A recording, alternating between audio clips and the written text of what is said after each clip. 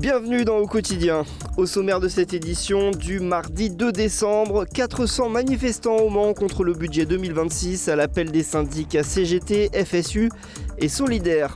Un camion médical qui sillonne le nord-est du département, présentation du dispositif. Et puis le projet Terre des Hommes continue à l'école Charles Gounod au Mans. Au programme cette semaine, la découverte du Guatemala.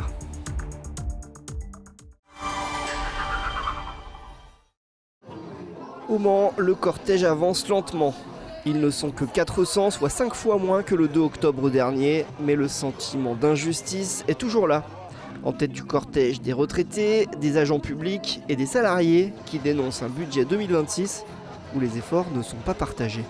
Quand il s'agit de faire contribuer ceux qui ont les moyens de le faire, on a un refus total, permanent, et ça c'est totalement insupportable. Dans les rangs, on parle pouvoir d'achat, retraite, mais surtout de justice fiscale. Les pensions de retraite qui ne seront pas augmentées, le doublement de la franchise médicale et le rejet de la taxe Zuckman, qui reste en travers de la gorge des syndicats. Nous dit-on, ça ferait fuir encore les grosses fortunes ou ce serait quelque chose d'inéquitable. Non, l'iniquité, elle est dans le fait de toujours faire contribuer les mêmes et de ne pas regarder là où il y a de l'argent. Pour les syndicats CGT, FSU et Solidaires, l'objectif, c'est de continuer à rester dans l'action face à un budget qu'ils considèrent comme un tournant social. Aujourd'hui, la mobilisation, il n'y a pas de petite mobilisation. Nous, on est surtout là pour peser justement sur le vote qui va avoir lieu à l'Assemblée nationale aujourd'hui. Néanmoins, on maintient la pression. Et c'est tout le but de cette journée de mobilisation aujourd'hui à l'appel de la CGT, FSU et Solidaires. Les syndicats promettent déjà de revenir dans la rue si le budget ne change pas. Un premier vote sur la partie recettes est attendu dans la semaine à l'Assemblée nationale et le vote sur l'ensemble du texte le 9 décembre.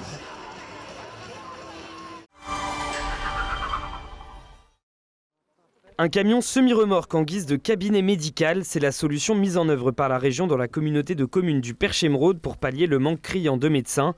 109 pour 100 000 habitants en Sarthe contre 144 à l'échelle nationale. Ce camion de sang ne va pas répondre à tout, mais dans un premier temps, on essaye des choses, on expérimente. L'enjeu, c'est pas juste d'être là dans le camion et à attendre que des personnes viennent vers nous. Il y aura un vrai enjeu de comment on va chercher les personnes qui sont vraiment éloignées du soin, qui n'ont peut-être pas eu l'habitude d'avoir un médecin. La couleur qu'aura le soin dans ce camion aura aussi la couleur de ce que les personnes attendent de nous. Ce camion itinérant sera présent une semaine par commune dans ces 6 lieux, le Luard, Lamennais, Vilaine-Lagonais, Tuffet, Val-de-Chéronne, Melleray et La Ferté-Bernard, en alternance toutes les 6 semaines, avec des consultations les lundis et mardis et de la prévention gratuite les mercredis. Jean-Claude est l'un des premiers patients à Lamennais. Je pense que j'ai une bonne bronchite, donc on n'a plus de médecin traitant. Donc ma femme a cherché un médecin sur Doctolib hier soir, et puis elle est tombée sur le minibus d'ici, donc qu'il y avait des places de disponibles aujourd'hui. Certains patients arrivent, ils n'ont pas vu de médecin depuis 5 ans, donc c'est énorme, il y a un trou dans leur parcours de santé. On essaie de réduire les inégalités en santé, c'est l'objectif de notre association, donc c'est vraiment pour cet intérêt qu'on le fait, c'est pour la population. Un camion accessible à tous avec un accès PMR. L'offre de soins est pour l'instant de médecine générale mais devrait s'élargir avec 4 espaces de consultation. Un appel à candidature est lancé, notamment pour les soins dentaires, et une arrivée prévue d'internes de la faculté d'Angers. Nous allons pouvoir accueillir 2 internes à partir du mois de mai 2026. Et l'idée étant de leur permettre de découvrir la médecine générale dans un territoire rural et l'envie de s'installer dans nos territoires, renforcer ou les maisons de santé pluriprofessionnelles existantes ou les centres de santé tels que le centre de santé Simone Veil à La Ferté-Bernard pour ce territoire. Un investissement d'1,1 million d'euros par la région, plus 300 000 euros de fonctionnement pour 3 ans. Pour prendre rendez-vous, cela se fait sur Doctolib, par téléphone au 07 57 19 06 25 ou directement à l'accueil du camion. Et nous recevons dans Au Quotidien aujourd'hui Emeline Falampin, présidente de l'association Un Regard, Un Sourire, Un Toit. Une association qui promeut l'intermédiation locative. En un mot, qu'est-ce que c'est concrètement, Emeline ? C'est un mot un peu barbare qui désigne un dispositif qui existe partout en France et qui permet à des propriétaires du parc privé de mettre à disposition leur logement pour que des personnes en situation de grande précarité, donc pour des personnes à la rue ou sur le point d'être à la rue, puissent accéder à cette location.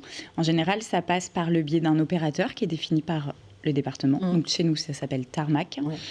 Et Tarmac est le le nom sur le bail, l'association qui loue le logement et donc qui sous-loue à des personnes en grande difficulté, qui leur permet d'accéder à un logement à eux. 372 logements en Sarthe actuellement, donc ça veut dire qu'il y a au moins 372 propriétaires qui ont cette générosité-là, parce que ça ne change rien pour le propriétaire, il y a une garantie, de toute façon, il faut le redire. Hein. Tout à fait. Alors ça fait un peu moins de propriétaires, parce qu'il y a des propriétaires qui ont plusieurs logements. Évidemment. Néanmoins, effectivement, au contraire, ça fait du monde. Et en fait, ce qu'il faut se dire, c'est que pour un propriétaire, c'est même plus serein pour louer son logement, parce qu'en fait, on le loue à une association, certes, mais l'association, en quelque sorte, est garante aussi. C'est elle qui s'assure que le logement se porte bien, qu'il n'y a pas de dégradation, que tout va bien comme il le faut, et on n'a pas d'impayés. On n'a pas de vacances locatives d'un locataire qui envoie un préavis, qui s'en va, etc., puisque le bail continue. Et en revanche, le petit point qui est différent, c'est que si à la fin du bail d'intermédiation locative, donc si à la fin de son bail, la personne qui est dans les lieux a repris une vie normale, on va dire, et un rythme normal, surtout qu'elle est en mesure d'habiter le logement, on peut faire glisser le bail pour que la personne soit elle-même locataire du logement. Parce que vous continuez à accompagner les personnes, évidemment. 739 personnes logées grâce au dispositif à ce jour. Hein. Vous m'avez donné les chiffres récents. Et la bonne nouvelle, on est en période de l'Avent, un peu avant Noël, on a besoin de bonnes nouvelles. C'est qu'il y a 2 nouveaux acteurs solidaires qui vous rejoignent, qui rejoignent ce projet en Sarthe. Parlez-moi d'eux. Tout à fait. On a donc Lazare qui arrive, qui est donc... les 2 acteurs viennent de Nantes. Donc Nantes est visiblement un incubateur de bonnes idées. Donc Lazare, c'est une colocation où sur un nombre défini de colocataires, il y a une personne active pour une personne de la rue. Donc, ce qui permet de créer une petite communauté, qui permet aussi de rompre l'isolement, parce que retrouver un toit, c'est bien, mais c'est vrai que d'être seul, c'est pas donné à tout le monde. Donc là, il y a vraiment des règles. Donc, c'est un logement où chacun a sa propre chambre. C'est quoi? C'est un immeuble? C'est une petite maison. C'est une petite maison qui est divisée. Oui, tout à fait. Tout à fait. Et le deuxième, c'est l'association Toi à moi, TOIT à moi, qui vient de Nantes également. Et donc, Toi à moi, c'est pas plus ou moins le même principe, effectivement. C'est une association qui permet de loger des personnes qui sont à la rue. Donc ça, c'est la bonne nouvelle. Ils rejoignent la Sarthe et ils viennent en renfort pour un regard, un sourire en toi. Il y a aussi ce beau projet dont on parle depuis des années, les bureaux du cœur. Ça existe depuis 2022 ici, chez nous en Sarthe.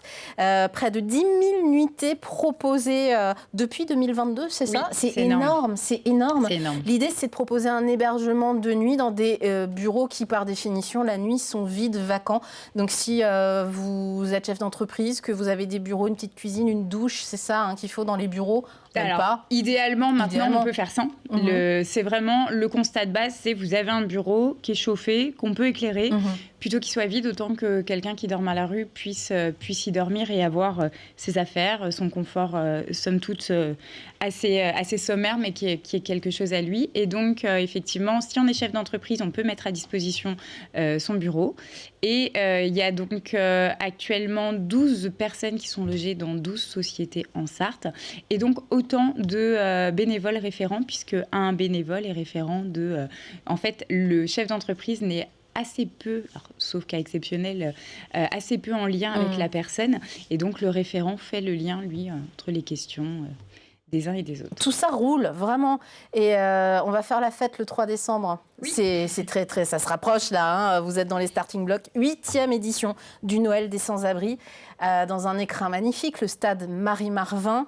Une soirée toujours festive, parfaite. On y était encore l'année dernière. Et les sourires et tout ce que vous proposez, parce que c'est pas que un repas, c'est aussi un moment de convivialité, des coiffeurs qui sont là. Voilà, on propose vraiment plein de choses pour les copains de la rue, comme les appelle Jean-Luc Catanzaro, qui a été à l'initiative au départ de ce projet-là. Ça se présente bien? Vous avez encore besoin de bénévoles ou c'est bon là, tout va bien? bien. Normalement, Tout c'est est bon, ok. on a assez de bénévoles, ça se présente extrêmement bien. C'est surtout un moment de convivialité, effectivement. C'est un moment qui est très attendu parce qu'à partir de septembre, on sait que les gens commencent à demander, il y aura bien Noël, ça aura bien lieu au stade. Donc, on est toujours très content de répondre. Combien de personnes attendues là? On est sur presque 200 personnes au final. Quand même. On s'attend à avoir quasiment 200 personnes, ouais. Bon, bah, c'est un gros événement qui est important pour vous aussi parce que c'est un moment où vous pouvez dire voilà, à tous les partenaires potentiels et à tous les gens qui pourraient être intéressés par les différents dispositifs. Allez-y, venez, aidez-nous, accompagnez-nous et puis pourquoi pas aussi aux bénéficiaires qui en parlent autour d'eux éventuellement. Ça nous permet effectivement de sensibiliser par rapport à cette cause, parce que c'est vrai que on part un peu de ce constat-là à la base, de dire que quelqu'un à la rue, souvent on trace, on a les regards qui usent le trottoir et puis on avance comme ça. C'est pour ça que l'association s'appelle Un regard, exactement. Un sourire, un toit. Voilà. Exactement. Donc là, ça permet de mettre en lumière aussi des gens qui n'ont pas l'habitude de l'être, de vraiment les laisser acteurs de cet événement, parce qu'effectivement, tout est proposé pour eux. Le repas qui est totalement gratuit et qui ne coûte rien accessoirement, parce que ça dépend que de la générosité d'entreprises, d'artisans, de commerçants. Tout ça, en fait, c'est vraiment pensé pour eux. Donc c'est un vrai bon moment. Tout le monde vraiment fait la fête, rigole, danse, chante. Et ça nous permet effectivement de créer du lien, de promouvoir l'action et de mettre un petit coup de projecteur aussi, de dire, bon, voilà ce qui se passe en Sarthe. On est plutôt des bons acteurs sur la solidarité, mais il faut y aller. Merci beaucoup, Emeline Falampin, d'être venue nous parler de tous ces projets qui évoluent. Et puis, si vous voulez avoir des informations, Un regard, Un sourire, Un toit, c'est sur tous les réseaux sociaux aujourd'hui. Tout à fait. C'est facile de vous trouver. Les mots, vous nous trouvez. Merci.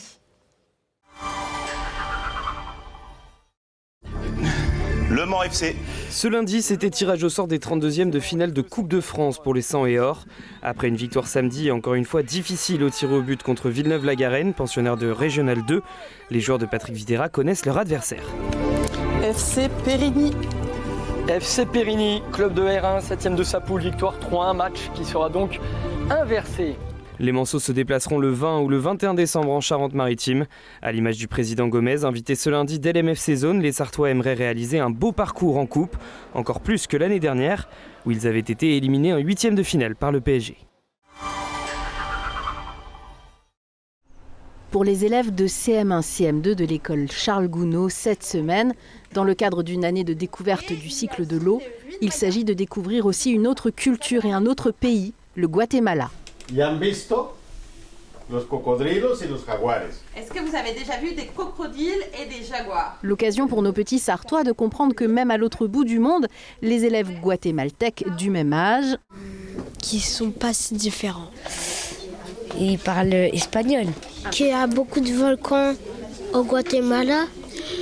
Pour y aller en France jusqu'au Guatemala, mais ça prend 12 heures de vol. Ça te donne envie d'y aller? Ouais. Une fois ces notions acquises, il s'agit maintenant de correspondre avec ces enfants vivant de l'autre côté de l'océan Atlantique. Un échange épistolaire qui aura lieu entre juin et la rentrée prochaine. L'objectif, c'est qu'ils comprennent que c'est des enfants comme eux, qui font des activités comme eux, ils jouent, ils vont à l'école. Par contre, voilà, ils ont une autre culture, ils parlent une autre langue, ils ont d'autres habitudes aussi. Donc l'objectif, c'est de pouvoir aussi leur faire comprendre ce que c'est la solidarité, de comprendre la vision de chacun de l'autre. L'association Terre des Hommes, en partenariat avec une association guatémaltèque, se chargera de faire le lien entre les élèves, mais l'essentiel semble déjà compris. Qu'on est tous des êtres humains. On passe à vos prévisions météo pour ce mercredi 3 décembre. Les températures se rafraîchissent un petit peu en Sarthe, entre 5 et 6 degrés en matinée et de la pluie au Mans. L'après-midi, le ciel restera couvert en Sarthe, quelques précipitations au nord du département et des températures comprises entre 7 et 9 degrés. LMTV vous fait gagner 2 entrées pour un événement de breaking organisé samedi 13 décembre au skatepark Le Spot du Mans. Le collectif Légitime Obstruction invite des danseurs du monde entier pour une après-midi de grands spectacles ambiance hip-hop. Ouverture des portes 15h. Pour jouer, envoyez un mail à jeux@lmtv.fr avec votre nom et numéro de téléphone. Bonne chance à tous!